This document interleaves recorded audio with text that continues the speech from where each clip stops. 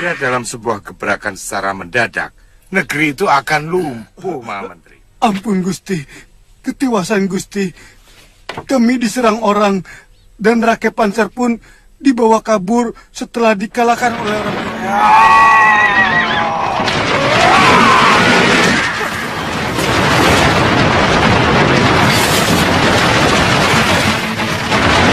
Diceritakan, Sang Dewi Durgandini dan muridnya sedang kabur dari sesuatu yang mereka takuti. Karenanya mereka berdua kabur untuk supaya tidak terkejar lagi, sehingga singgah di suatu tempat yang mana mereka pun sangat-sangatlah ketakutan akan tetapi, sang gurunya Nila Saroya itu, dalam masalah besar ia tertimpa apes yang sangat-sangatlah apes karena tangannya dari Dewi Durgandini itu hal keadaannya membusuk. Karenanya sang wanita durjana itu menyuruh untuk memenggal akan tangannya karenanya sang Dewi Durgandini pun langsung tidak ragu lagi untuk menyuruh akan sang Nila Saroya memenggalnya akan tetapi sang gurunya meyakinkan. Sebelum membusuk lebih baik untuk dipenggal akan tangannya yang sebelah. Sehingga berteriaklah dengan kencang dan penuh kesakitan ia menahan akan tebasan dari senjata yang dihujamkan kepadanya. Sang Nila Saroya pun tidak tega melihatnya. Namun, apalah daya tangan tak sampai, sehingga mengakibatkan hal seperti ini. Putuskan dengan ini. Cepat taburkan obat pembeku darah ini dan balut dengan kain. Aduh, cepat! Tahan, Nyai.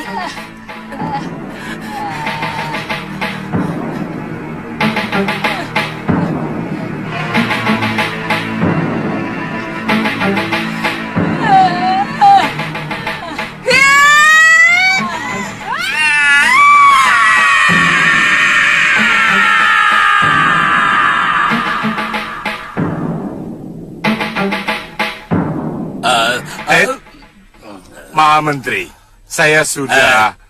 Kami Genjik, kamu... Di tempat lain, si pendekar-pendekar tua sedang berkumpul di tempatnya Giriwara.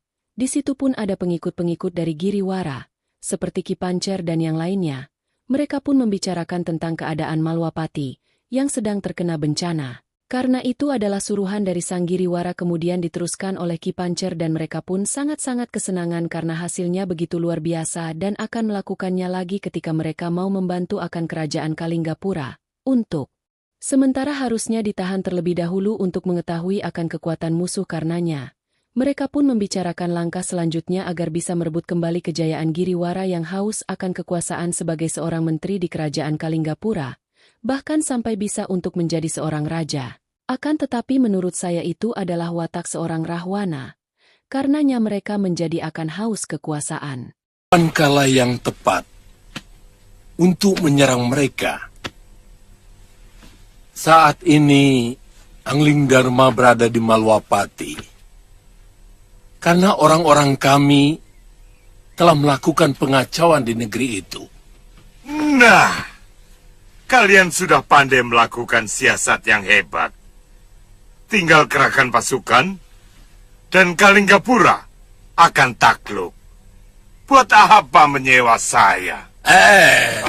Kami Genjik, kamu dan saya. Iya, kamu dan saya, mengerti? Kita semua, buat apa menyewa kami? Kekalahan Kalinggapura bukan merupakan akhir citra Genjik. Bahkan itu merupakan awal dari sebuah badai. Para sahabat Prabu Darmasunu, juga Pangeran Danurweda dan Adipati Prabakara, pasti akan bersatu untuk kembali menguasai negeri mereka. Tentu saja dengan mengerahkan para pendekar, termasuk Prabu Angling Dharma, dan bisa jadi gurunya.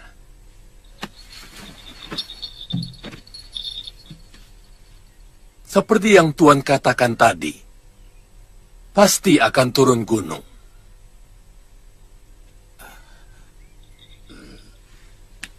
Jadi, kapan kami bisa melihat seluruh anggota Tuan? Seharusnya hari ini, Paron Wajah, Ganggadara, dan Durgandini sudah sampai. Mungkin ada sedikit halangan. Tapi pasti datang.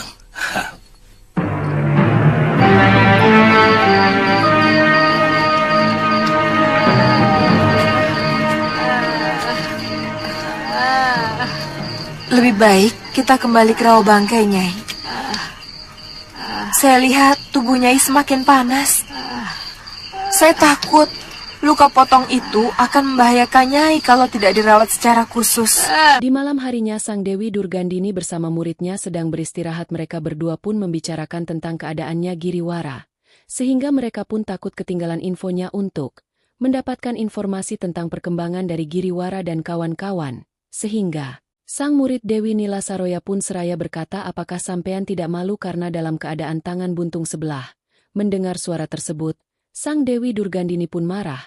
Seraya juga berkata, tidak ada yang lebih tinggi dari ilmuku, katanya. Jadilah Nila Saroya itu terdiam 1000 bahasa. Ku libas dengan senjataku dan ajian Dasin Ria.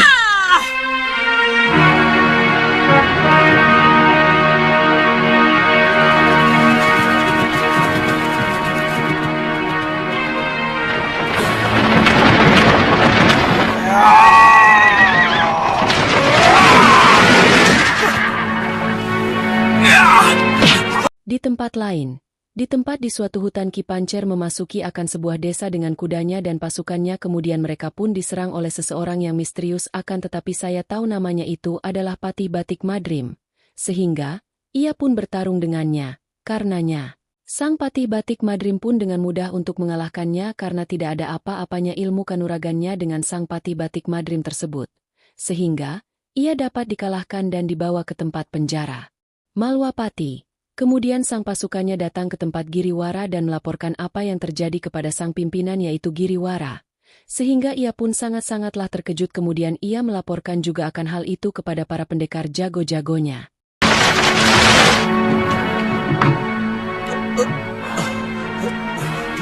Kenapa? Kenapa kamu? Ampun Gusti, ketiwasan Gusti. Kami diserang orang dan Rakyat Pancer pun dibawa kabur setelah dikalahkan oleh orang itu. Berapa orang? Seorang diri, Gusti. Tapi kesaktiannya sangat luar biasa. Rakyat Pancer pun menjadi bulan-bulanan.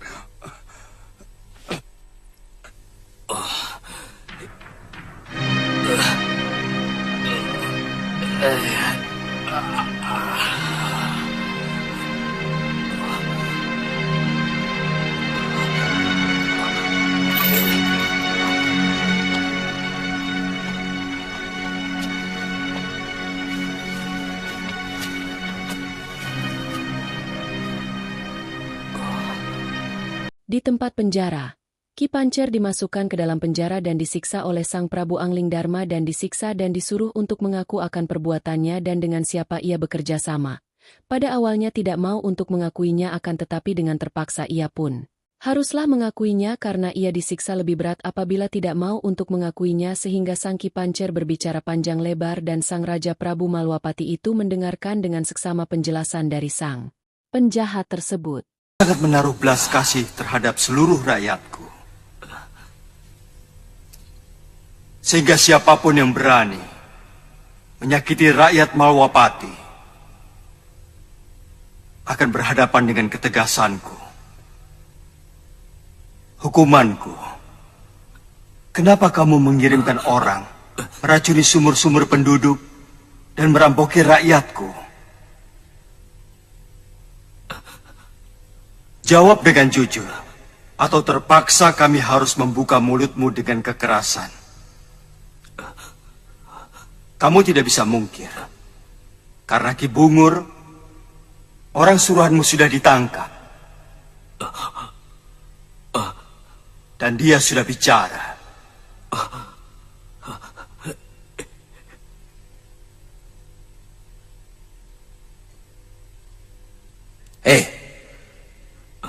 Jangan kamu pikir undang-undang Malwapati itu lunak. Makin besar kesalahan, maka hukumannya pun akan semakin menyakitkan. Ya.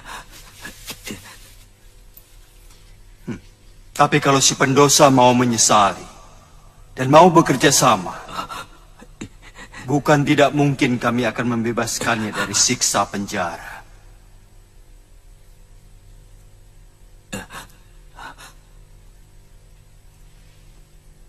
Katakan, kenapa kalian melakukan kejahatan itu? Supaya Gusti meninggalkan Kalinggapura dan Gusti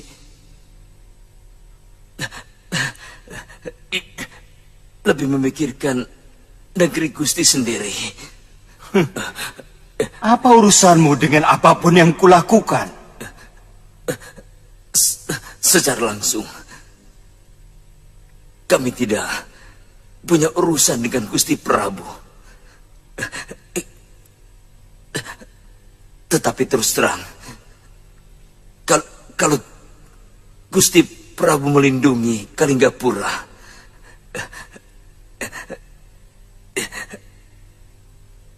itu merupakan persoalan